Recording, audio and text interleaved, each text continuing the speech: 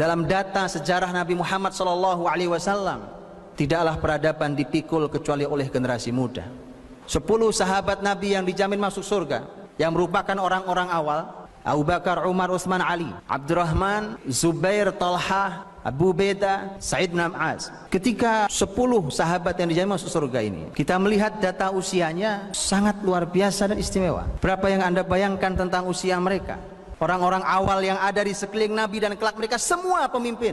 Kepemimpinan hanya berputar di antara mereka. Bahkan ketika Umar meninggal, Umar menyerahkan kepemimpinan agar muslimin hanya memilih di antara mereka saja yang masih hidup. Bersama Nabi pertama kali mereka, yang usianya berkepala 3, hanya 3 orang: Abu Bakar, Utsman, Abdurrahman bin Auf.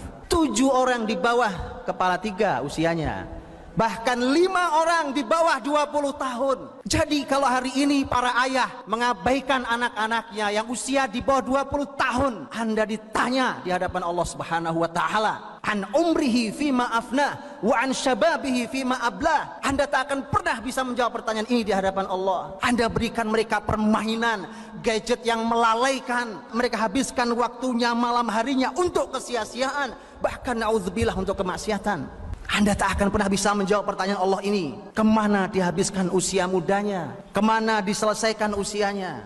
Sekaligus menjadi sebuah renungan besar untuk generasi muda kita, wahai para pemuda. Sebuah renungan yang tidak sederhana. Karena ini khusus usia muda, usia ditanya oleh Allah Subhanahu wa taala. Khusus ditanya karena itulah usia kekuatan di antara 2 kelemahan. Karena hadirin dirahmati Allah, memperhatikan generasi muda, kalau kita benar perhatikan dan kita didik mereka, maka benar Anda telah memperhatikan dan mendidik sebuah kebangkitan peradaban. Karena seluruh data yang saya paparkan di atas tadi adalah merupakan sebuah data sejarah yang ternyata Allah ingin berikan sentuhan. Bahkan orang-orang besar yang diabadikan dalam kitab suci pun ternyata generasi-generasi muda.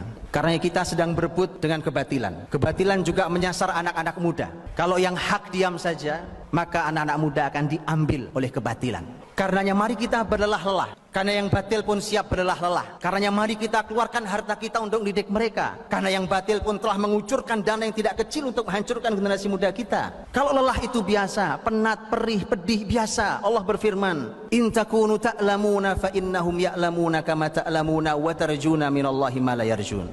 Kalau kalian sakit, penat, perih, pedih, sama. Mereka orang-orang kafir juga demikian. Bedanya kalian punya harapan di sisi Allah yang mereka tidak punya.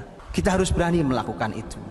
Kita harus merebut generasi muda kita dari tangan orang-orang yang memperjuangkan kebatilan. Karena di hadapan kita